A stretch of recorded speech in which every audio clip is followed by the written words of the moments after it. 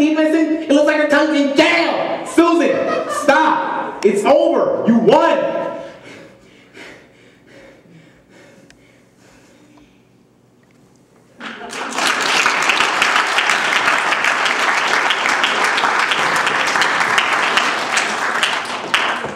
Give your mic to Trevin. Yep. Alex is up next. Then Trevin, Nick, Molly. Yeah, Alex.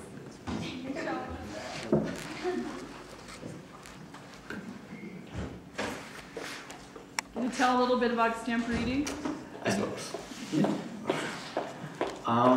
Basically, we have a bunch of stories that we have to read through and have, like, we know what they are, basically. And we have to write intros for each one. And we have what's called a draw category.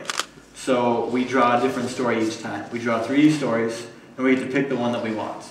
And some stories have cuttings, and some stories you read the whole thing. And you take the story, you have half an hour to prepare, and then you speak your story. That's about it. You read it out of the book. The name of the category is extemporaneous reading. Yeah, what she said. Go ahead.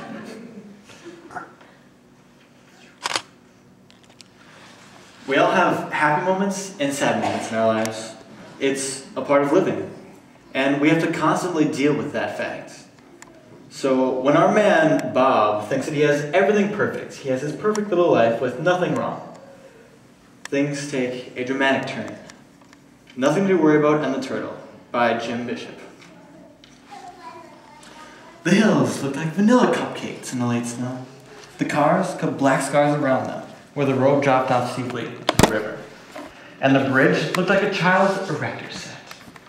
On the far side was the town, a few church spires and some old-fashioned houses, and 2 or 3 traffic lights, which were brighter in the gloom of the snowy day. Bob ordered one fast one. He was careful about his drinking, because Imelda worried. It wasn't that he was an alcoholic. She claimed that it affected his judgment. Not much, a little. Liquor made him more happy, more rebellious, more confident, and less cautious.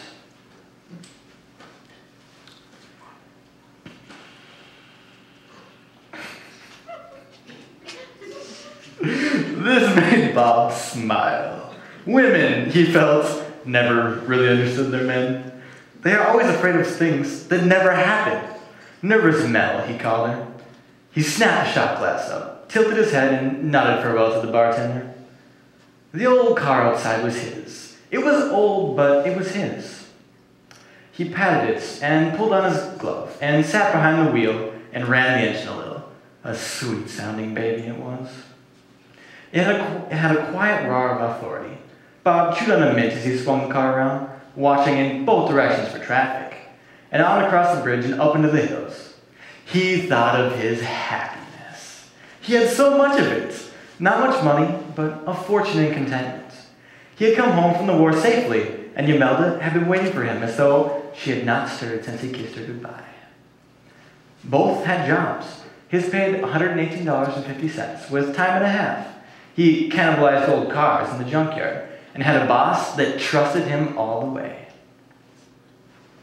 Bob and Mel had bought a 4.5-room house, which they called a bungalow, for $7,250.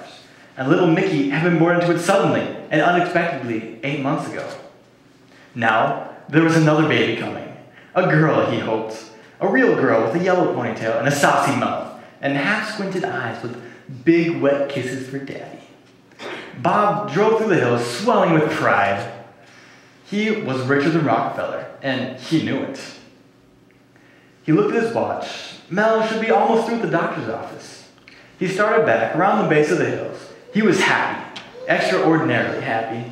He moved the car up a notch or two and spun it a little in the snowy turns. There was no traffic up here, nothing to worry about. He had surprised Mel, that he had promised Mel that he would not take a drink. Bob removed his glove in his right hand and dug in his pocket and popped 2 more mints into his mouth. What a woman doesn't know can't hurt her. He came to the brow of the hill leading down to town, and he knew, the instant he passed over the edge, that he was going too fast.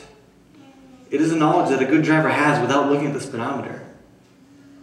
Bob knew the moment he tapped the brakes lightly that he would never make the bottom turn on the steel bridge. A man full of liquor would be unintelligent, and in a situation like this, he would panic, but not Bob. He had 30 seconds left in which to think, so he figured all the angles. He was glad that Mel wasn't with him. She'd scream. She'd complicate things. The best thing to do, he knew, was not to turn the wheel. The car was going faster and faster down the icy road.